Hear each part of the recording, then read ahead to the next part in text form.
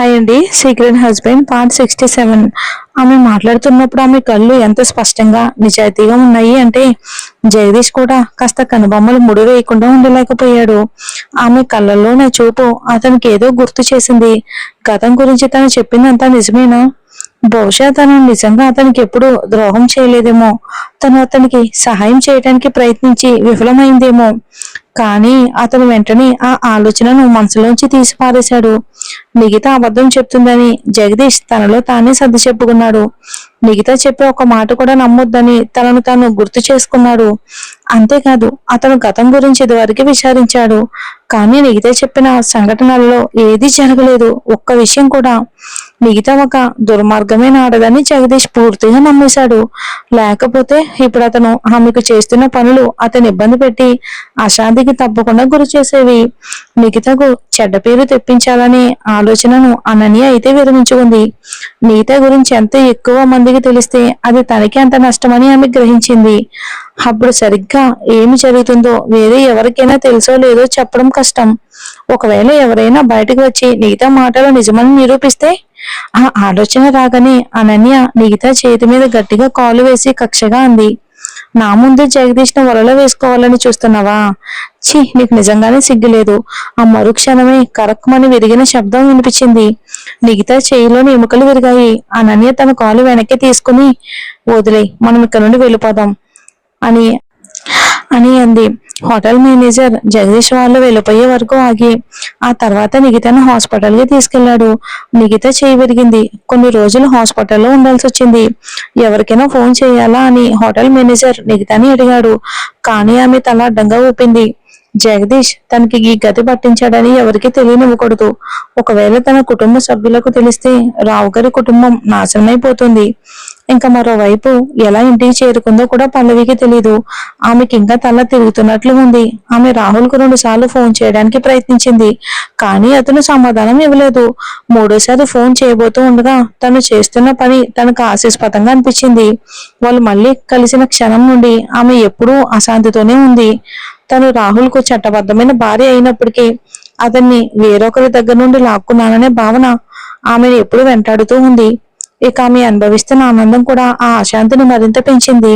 అదంతా ఆమెకు బుర్ర తిరిగిపోయేలా ఉంది. తర్వాత ఆమె గ్రహించింది, తను దేని గురించి ఎక్కువగా భయపడుతుందో అదే జరిగే అవకాశం ఎక్కువగా ఉంటుందని. రాహుల్ తిరిగి ఫోన్ చేస్తాడని వెయిట్ చేస్తూ పల్లవి చేతిలో ఫోన్ తోనే నిద్రలోకి జారుకుంది.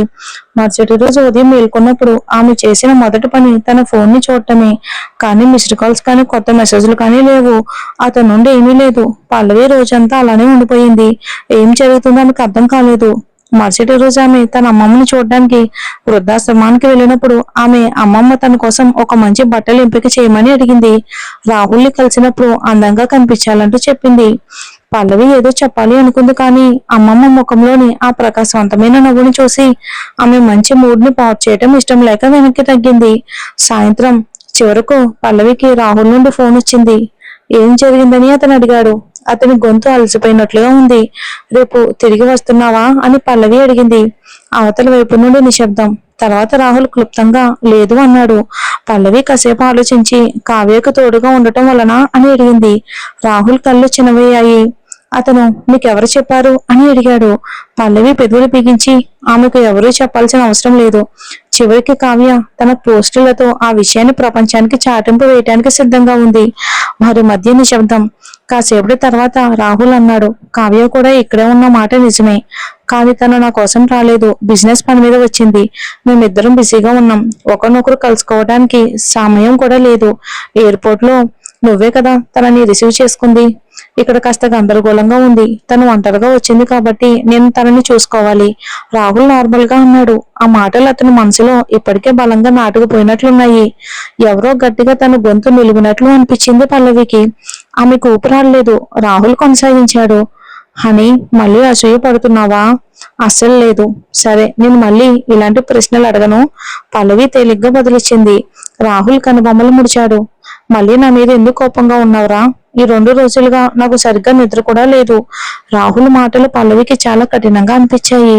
లేనిపోని వాటికి తను గొడవ చేస్తున్నానని అతను నిందిస్తున్నట్లుగా ఉంది. కానీ ఒక జంట మధ్య నిజాయితీ మాట్లాడుకోవటం చాలా ముఖ్యమని ఆమె ఎప్పుడూ నమ్మేది. రాహుల్ విదేశాల్లో ఉన్నప్పుడు ఎప్పుడు కూడా తన కాల్స్ మిస్ చేసేవాడు. మెసేజ్లకు రిప్లై ఇచ్చేవాడే కాదు.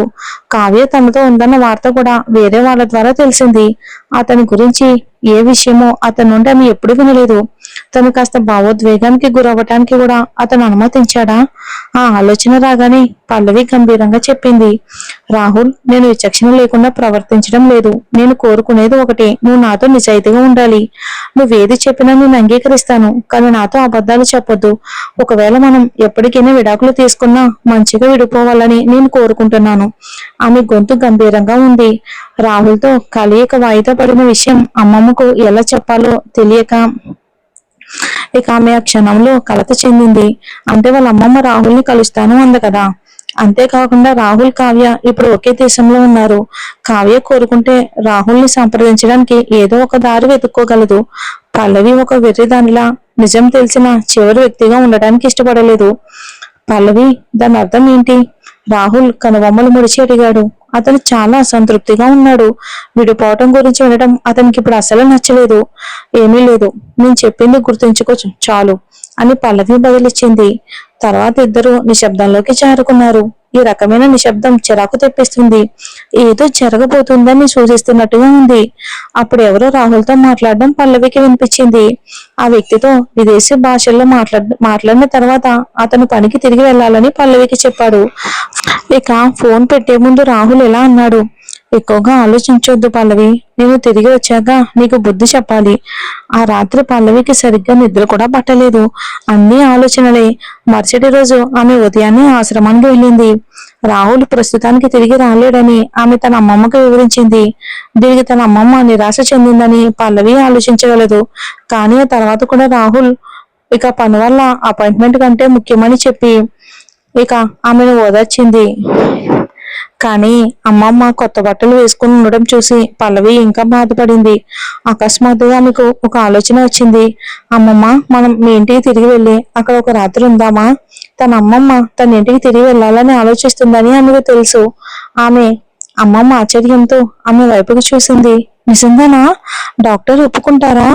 కంగారు పడుకో, నేను డాక్టర్తో మాట్లాడతాను. పల్లవి వార్డు నుండి బయటికి నడిచి డాక్టర్ గది వైపుకు వెళ్ళింది. డాక్టర్ ముందుగా ఆమె అమ్మమ్మ వైద్య రికార్డులను పరిశీలించాడు. తర్వాత అతను గంభీరంగా, మీ ఈ చెత్త పరిస్థితికి సిద్ధంగా ఉండండి అన్నాడు. ఆ మాట వినగానే పల్లవికి గుండె జారిపోయింది. మరి వాళ్ళ అమ్మమ్మకి ఇప్పుడు ఏం జరుగుతుంది? రాహుల్ అసలు పల్లవి వాళ్ళ అమ్మమ్మని కలుస్తారా లేదా? మళ్ళీ ఏం జరగబోతుంది? ఈ సిద్ధార్థ్ ఎవరు అనేది వచ్చే ఎపిసోడ్ లో చూద్దాం. నేను అమ్మ వాళ్ళ ఇంటి దగ్గర ఉన్నానండి, సో స్టోరీస్ ఇవ్వడానికి కూడా కుదరడం లేదు, అంటే లెంత్ ఎక్కువ ఇవ్వడం కుదరడం లేదు.